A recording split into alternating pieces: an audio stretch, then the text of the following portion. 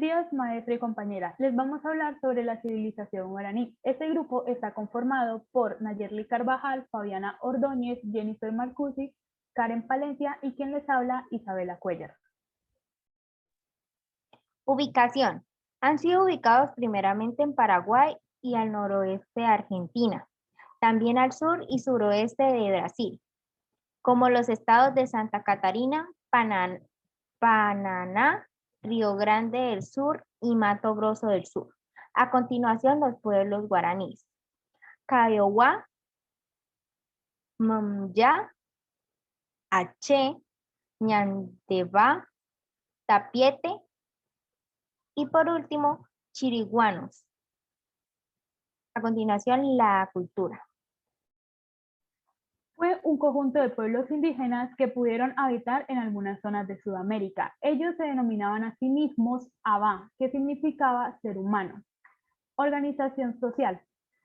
Tubicha, que eran los caciques, Paje, que era el jefe religioso, Nahuabicha, que era el jefe político. Los hombres practicaban la caza, la recolección y la pesca. En cambio, las mujeres ayudaban con los textiles, la cerámica y la siembra. Organización política. A través de las figuras de los jefes, si era religioso, el paje, y si era político, Mario Bicha, cada jefe dirigía una vivienda comunal. Los caciques se encargaban de distribuir los alimentos equitativamente, además del trabajo. La economía de los guaraníes se sustentó en un sistema agrícola, ejecutados por las familias, teniendo hectáreas para cultivar, obteniendo un sustento tanto personal como comercial. Podemos encontrar en sus siembras la yuca, el algodón, la maíz, calabaza, guayaba. La elaboración de sus cultivos y cosechas dependía de la roza y de la quema. Se dice que disfrutaban de su trabajo, ya que era en territorio de familias. Al final de cada una de sus elaboraciones realizaban celebraciones, entre las danzas, músicas, alimentos y bebían chicha. Su arquitectura.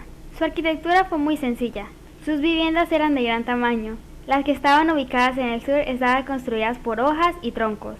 Las cercaban con construcciones de madera. En cambio, las de las zonas del norte estaban construidas con paja y con unas paredes de barro. Sus costumbres y tradiciones. Ellos practicaban la poligamia, pero solo los secretos sociales podían dar las comodidades a las mujeres. Los hombres solían estar desnudos y las mujeres utilizaban taparrabos, pero con la llegada de los conquistadores comenzaron a utilizar camisas largas. La posición del cacique se recibía de forma hereditaria. Durante las guerras se pintaban sus cuerpos, tanto los hombres como las mujeres. Celebraban fiestas anuales en honor a los muertos, ya que estos les ayudaban en su vida cotidiana. Utilizaban tinajas de barro como urnas, en las cuales enterraban a los muertos junto con sus pertenencias. Las plumas en tobillos, cabeza y brazos solo eran utilizados por los hombres. A través de cantos sagrados, los guaraníes transmitían sus mitos antes de las batallas y las fiestas. Su vestimenta. Cuando se ubicaban en zonas calurosas, andaban desnudos, y cuando estaban en las zonas más frías, se cubrían sus cuerpos. Las mujeres con vestidos largos que les llegaban hasta las rodillas, y los hombres utilizaban sus telas hasta las caderas como un delantal, acompañados por collares hechos de dientes de los animales que cazaban, semillas y plumas. Rasgos físicos. La estatura de los hombres era mayor de 1,60, en cambio el de las mujeres era de 1,50. Sus rostros eran ovalados, ojos pequeños, bocas medianas, labios delgados y nariz fina. Arte de la cultura. Se destacó a través de la cerámica, destacaron sus ollas, sus cántaros para el agua, urnos para los muertos y platos. Expertos en la industria textil, elaborando hamacas con algodón. La cestería fue otro campo elaborando cernidores. También elaboraban imágenes de madera con forma cilíndrica. Su gastronomía. Consumían carne de iguana, osos hormigueros, tapires, ciervos. Consumían peces como las pirañas y bagres, insectos fritos y miel de abejas. De entre los vegetales y frutos estaban las semillas, palmitos, papaya, banano, maíz. A continuación, la religión. Los guaraníes creían en un dios creador de todo llamado Ñanderú. Él representaba el bien y los protegía del mal o Añá. Era una fuerza generadora de la muerte, la enfermedad, la escasez de alimentos y las catástrofes naturales. Creían en la continuidad de la vida después de la muerte. A sus difuntos los enterraban con todo lo necesario para que pudieran realizarse sin carencias el largo y peligroso viaje a la tierra sin mal, donde había alimentos y todos vivían felices por siempre. Tienen una gran cantidad de bailes y canciones religiosas para dirigirse a los dioses, y rezos individuales que hacen quienes buscan la perfección del alma. La mitología griega y la mitología guaraní son muy parecidas. Los guaraníes creían que al principio solo existía el caos, al igual que los griegos. Estos dos se representaban de la misma manera como una niebla. La diferencia es que en la mitología guaraní no existe un dios llamado Caos. Este se llama Ñamandú. Él se crea a sí mismo dentro de este caos como si fuera una planta. En la mitología griega, en vez de autocrearse, la materia del dios Caos se agrupó y solidificó creando la tierra, y éste desarrolló una personalidad propia. Esta diosa creada se llamaba Gea. Luego que Ñamandú terminara de autocrearse, su corazón resplandeció y eliminó las tinieblas peregrinas. Después de esto recibió la palabra creadora, la cual es Aibú. Tanto Ñamandú como Gea crearon otros dioses principales. Ñamandú creó a Ñanderú Piua Guazú, que significa nuestro Dios de corazón grande. Él era el padre de las palabras. Caray era el dueño de la llama y el fuego solar. Yaraiká o Yarairá, dueño de la bruna, de la niebla y del humo de pipa que inspira a los chamanes. Tupa, dueño de las aguas, de la lluvia y del trueno. Guairopurú, diosa de la naturaleza, protectora de las aves. Curupirá, reconocido como el dios de la lluvia y las tormentas que habitan en los bosques. Pora, se alimenta de las almas de los muertos, el dios maligno. Cuaray, representaba al dios sol. Añá, dios de las tinieblas. Yací, nombre que recibe el dios de la luna. Angaturupiri, espíritu o personificación del bien, opuesto a Tau.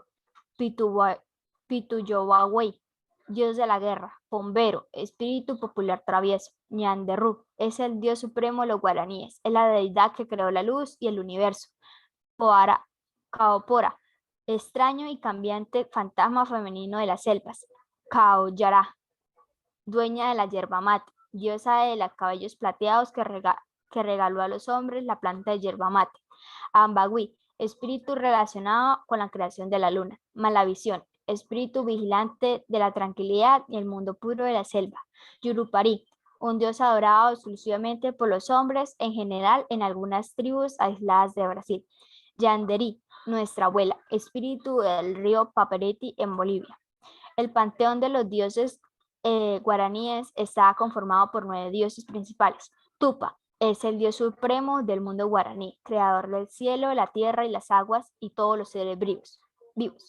Es el dios de la lluvia, el rayo y el trueno, como Zeus en la mitología griega, y como tal fue conocido por otros pueblos originarios de América como los charrúas, los tupíes, querandíes, los caribes, por lo que en su influencia no solo circunscribe a la región de los guaraníes, sino también a las regiones del continente, como con la conquista, Tupa fue sincretizado con el dios de los cristianos.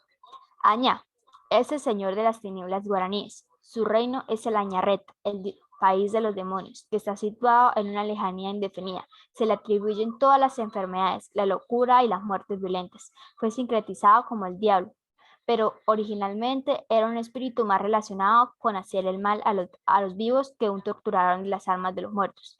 En Paraguay es representado como un hombre, pero en la Argentina es una mujer. Pora es el espíritu maligno del pueblo guaraní. Vaga por el mundo alimentada de las almas de los muertos y embebe con su alma los espíritus sensibles, aunque también se suele meter en los espíritus de los árboles como la higuera. Suele pasearse por las tumbas de noche y también gusta asustar a los viajeros que cruzan por el bosque. Cuarey es el señor sol, el resplandeciente, es el padre del pueblo guaraní, es el creador de su hermano, la luna Yas. Según algunas versiones, Cuaraí no es un dios, sino el primer hombre de la raza humana, y como tal es el responsable del asentamiento y la supervivencia de su pueblo. Yací es la luna de los guaraníes, hermano menor de Cuaray. El sol participa de las aventuras heroicas de su hermano y por él mismo posee una conducta torpe y hasta malintencionada, lo que lo convierte en una deidad ambigua, capaz de hacer tanto el bien como el mal.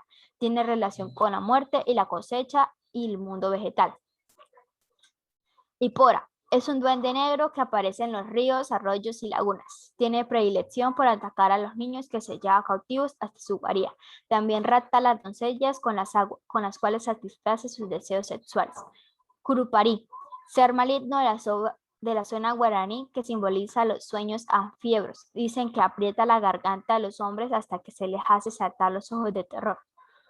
Guareporú, entre los guaraníes es la deidad protectora de las aves. Curupari es el genio de las aguas y el dios de las tormentas que asolan los bosques y las selvas guaraníes. Aspectos importantes. 1.